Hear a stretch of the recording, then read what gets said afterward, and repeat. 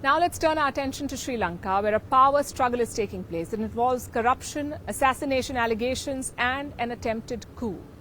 We're talking about the wild world of Sri Lankan cricket. Yesterday saw another twist in that tale. Sri Lankan President Ranil Wickremesinghe sacked his sports minister. His name is Roshan Ranasinghe. And he is the man behind the latest scandal to rock the island nation.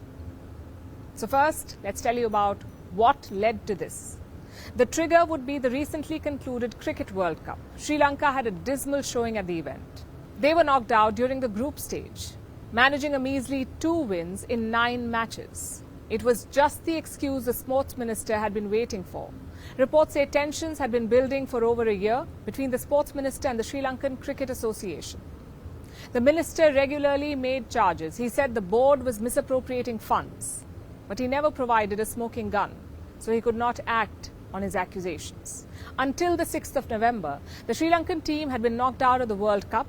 The country was heartbroken, and the minister decided the iron was finally hot enough. So he exercised the nuclear option. He sacked the entire cricket board. Now you may be wondering, how was he allowed to do that?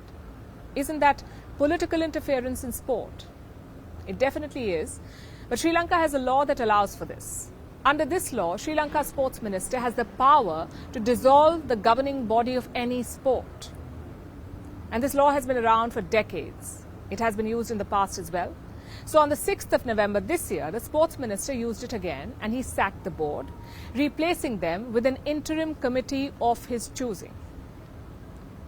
This committee had a legitimate face: former World Cup winning captain Arjuna Ranatunga. But some others on the same interim committee had no cricket administration experience. These were relatives of politicians, people who had previously worked in law and real estate, now tasked with managing Lankan cricket. So this new board's composition raised some eyebrows, as did the entire crackdown in general. The matter reached the courts, a stay order was issued, the board reshuffle was put on hold.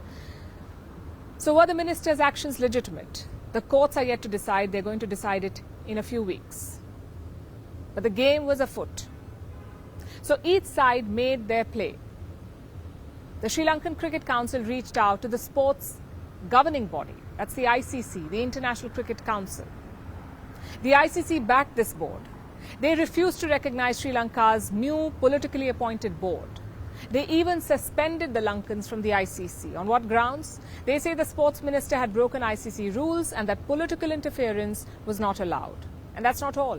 Sri Lanka was supposed to host the Under-19 World Cup next year. The ICC stripped it of the right to play host. Now, all these moves were meant to apply pressure on Lankan politicians, but the sports minister remained defiant. He insisted that no one had the power to stop him. Not the board, not the ICC, not even the president of Sri Lanka. The sports minister said that he needed no one's permission to remake the Cricket Association. And to counter the opposition in courts, he began a probe into the ousted board. He said they would have to abide by the findings of this investigation. Basically, he wanted to have his way. Now, while this power struggle was heating up, there were those with calmer heads trying to sort out the trouble. Like Sri Lankan President Ranil Wickremesinghe. Last week, in an exclusive interview, he told Firstpost that he was taking a neutral approach. I am waiting to see the outcome of the decision of the courts in regard to the interim committee.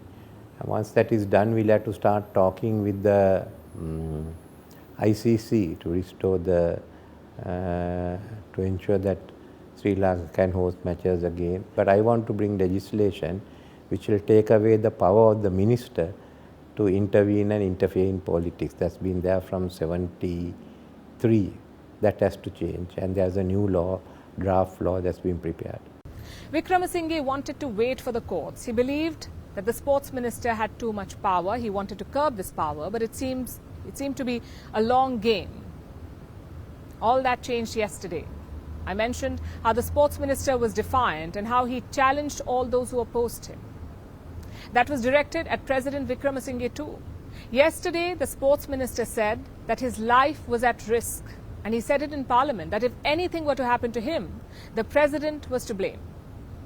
That was perhaps the last straw. Hours later, the minister was sacked, removed from all his portfolios with immediate effect.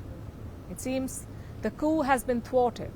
Sri Lanka's cricket board breathed a sigh of relief, and the courts have postponed their hearing on the interim board. They want to know if the sacked minister's orders still stand. We'll find out on the 5th of December at the next hearing, but by the looks of it, calm is set to return to Sri Lankan cricket.